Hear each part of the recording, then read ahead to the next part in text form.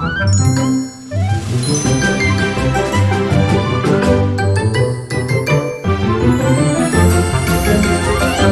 the Disneyland with Kids podcast, bringing you travel tips, park tidbits, and the best Southern California travel deals. What a year it has been, Jessica. I can't believe we are at the very end of 2023. I'm Becca with this crazy adventure called life. And I'm Jessica from the Happiest Blog On Earth. All right, Jessica, it's only fitting that we do a year in review podcast for the end of the year. And so much happened at the Disneyland Resort this year. I mean, it does every year, but this year was huge, right? And they kicked it off so quickly, too. I remember at the end of last year, we're like, all right, brace ourselves because we're going to be there a lot. Yeah, and it's really funny because, like, normally I think each of us does about one trip a month. I think both of us had several months where we were there multiple times. But so the year at Disneyland kicked off on the 27th of January, really, is when everything really kicked off. Mm-hmm. And that started with the Disneyland, or not Disneyland, that started with the Disney 100 celebration, which was based in Disneyland the most, and it's carried on to the other theme parks as well. But Jessica, what was the main highlight of that day? Not the ride. There were several highlights that day. I gotta be careful. What was the main highlight of the decor and everything? There's not a right or wrong answer. No. But we had one thing that I love is the fountains at the castle. Yes. I want the fountains to stay forever. Yes. The purple and platinum. We had Mickey and Minnie dressed up in Disney 100. We had Disney 100 treats. And we had two new shows.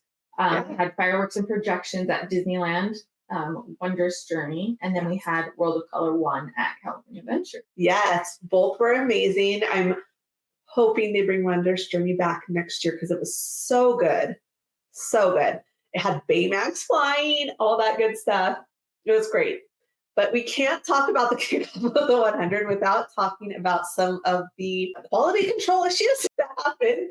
And I hate to bring it, but it was so fun because they have banners up as you walk in Disney, and it had like the rides and everything and what year they opened. But people started noticing that some of those years were wrong. Yeah, and there was other like typos in the banners. Yes. And the Mickey statue had the wrong quote on it. I can't even remember what it did. I know I have pictures of the wrong one. Yes.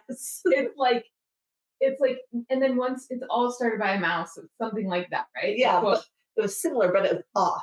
Yes, but then once you see both of them, then you're like, well, which one is right? Now I can't even remember. Right. Actually made it into the parks. And it just seemed to be like a little like issue for a little bit because even like the construction walls had typos on the signs. I mean, that's what happens when you use AI. Disney's using AI for everything.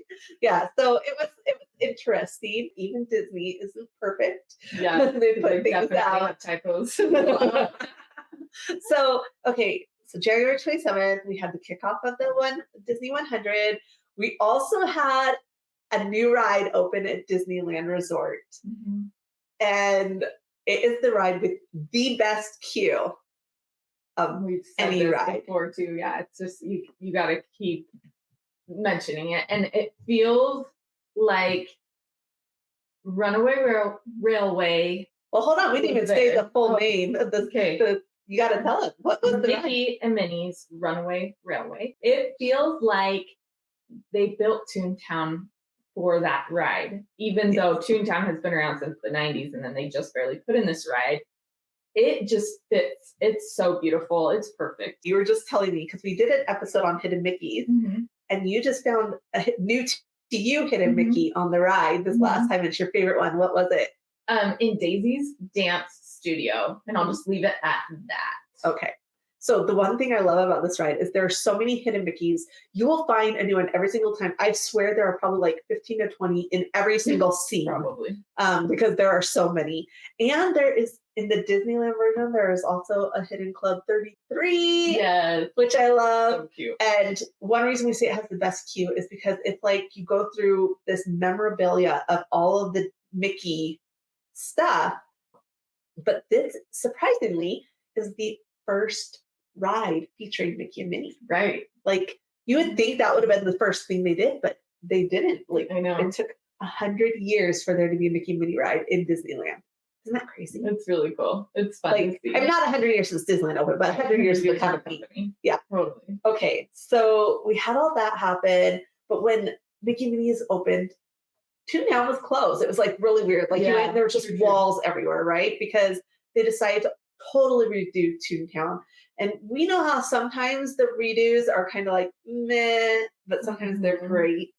So when Toontown didn't open until March, and you and I went for the opening of it, and it was great. It's just, it's so well loved, so loved that they've had to close parts of it and redo it because loved by kids of all ages and abilities. Yes, and that's one thing I do love. It's a lot more inclusive in the play areas and stuff, and they've added more play stuff. They now have stuff from the Goofy movie. There's a Powerline poster in Toontown now that you can find. Background music is the best. Yes. So lots of great stuff there as well. And I just love it. And I love the thing that you posted a reel on. And now, because with the fountain, you noticed something. Yes. Yes. Dirty dancing moment. Yes. Mickey and Minnie having their lake. Like, yeah, I've had the time of my life. It's so great. Yes. So I never thought of it until you put it in a reel. And I'm like, oh my goodness, it totally is a dirty dancing moment. Yeah, it's something for everyone. Yeah. We also saw a new character arrive with the opening of Toontown, which is Pete the Cat, who has still to this day eluded me. Ghosting you. Well, this last time I was there, I saw him, but I only saw him as he was walking back to go back for his break. So Jessica rubbed it in my face that she got me recently. She's like sending me selfies. It's all good. I'll meet him one day. So we will see. But yeah, that's a great addition. I love that Disney has these play areas for kids. Yeah. So moving on. Also around, I think it was March or May. I can't remember exact dates because so much has happened this year. Magic Happens Parade came back. Oh my gosh, I was so happy. This was the parade that debuted 2 weeks before the world shut down. And it had not returned. And it was an amazing parade. It is an amazing parade, I should say. I hope they bring back. It's on hiatus now because we have the holiday parades and stuff. But I love it. Not as much as I love Paint the Night, but it's up there. Like, my problem with this, I feel like it's too short. I just feel like I want more from it. So good. But it's really, really good. Great parade. Okay. Moving forward, what's something else that happened this year? Rogers the Musical was like, 6 weeks? It was super short. It was. But we had something in the theater at California Adventure. Jessica says something. A lot of people loved it. She was not the biggest fan. I loved it. And I think we figured out one of the big things is that it wasn't a full Broadway production like we're used to in that space.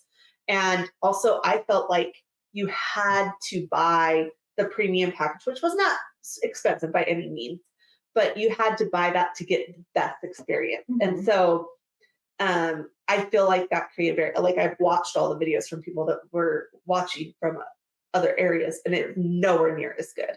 Like, you don't get the feeling you do when you're in that premium viewing area.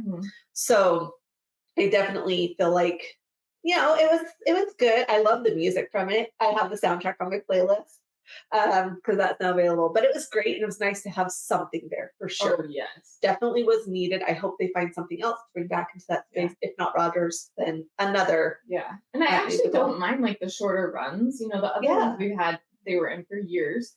And I think it's fun to do something that's a little quicker turnaround.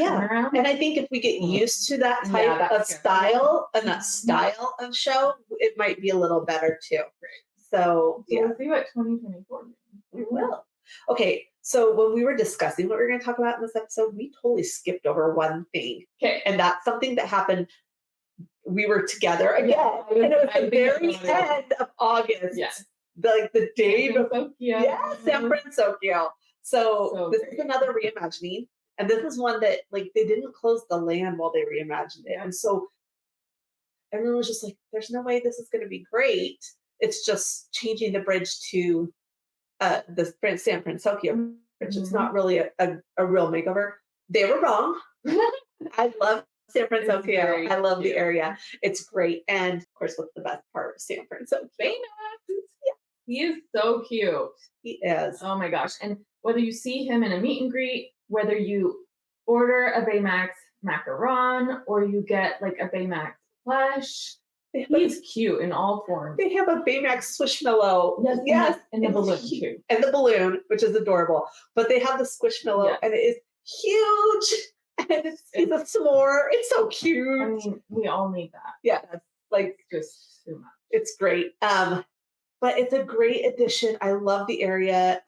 They even have some Christmas decorations in the area.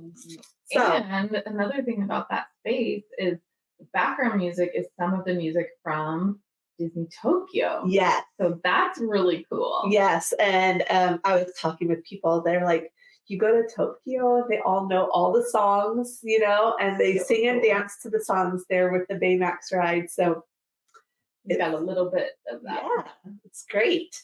Okay, so we had that, and then the Halloween overlay. Oh, we also missed that a ride. We said goodbye to a ride forever. That's right. Splash Mountain will be reimagined, and we have been waiting on that, and we'll be seeing that in our next year, and we'll talk about that in our 2024 episode too. Yes, definitely. So we said goodbye to it. The only thing that surprised me about, we knew this was coming, it had been announced a long time ago.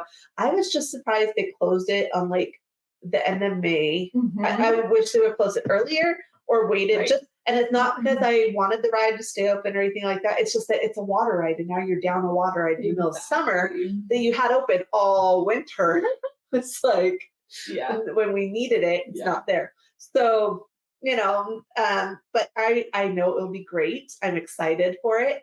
And with that, after San Francisco, there was another opening that's kind of related to that ride in New Orleans Square. We got a new restaurant and a new mobile order restaurant, which is nice. So what is that? Tiana's Palace. And I have to say that I haven't eaten there, but it is so gorgeous. Beautiful.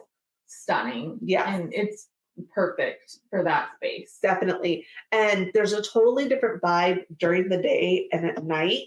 I went over to do pictures and video both times, and I love the nighttime because the lights just look great. It really makes it look like it's a riverboat.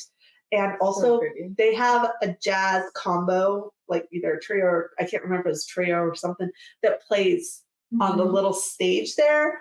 And it's just amazing. And so definitely something to check out. Like I mentioned, it has mobile order, which is a huge time saver. So that's basically everything that happened this year. Did I miss anything? I'm sure there's something like in a tree. Oh, yeah. And I was there. That's right. So for a long time, Tarzan's Treehouse has been closed. And then they finally announced they were actually reimagining it. And it just opened. And I was actually there on the day that they had the Magic Key preview, so I was able to preview it, and then I got it. And now I actually feel like I lucked out. I got to see it at night, which is amazing. But this treehouse, I'm going to say right now, was built for us, like our age, the people that grew up going to Disney, that had the Swiss Family Robinson treehouse. There is no longer like bridges to run across or anything like that. There are a lot of stairs, and both Kim from Getaway Today and I were feeling that. Okay.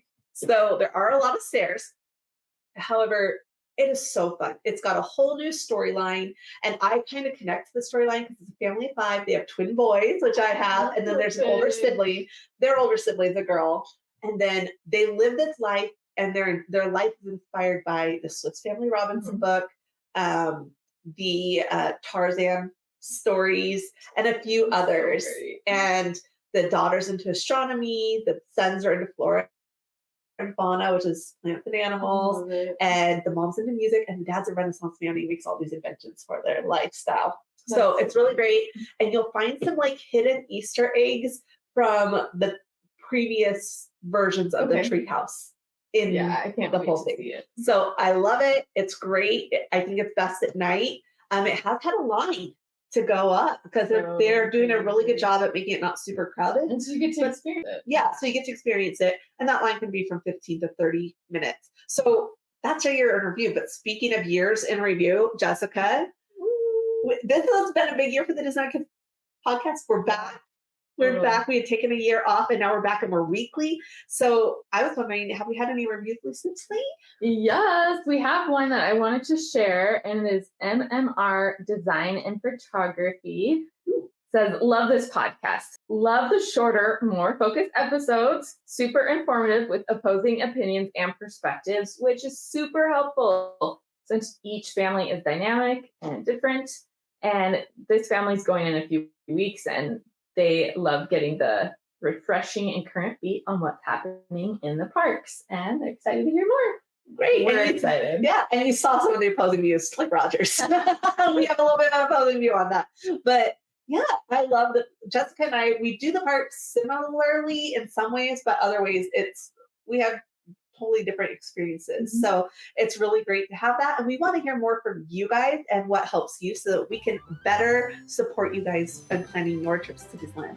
That's all we have time for this day and this year. We'll see you next year with an episode looking forward to 2024. Bye.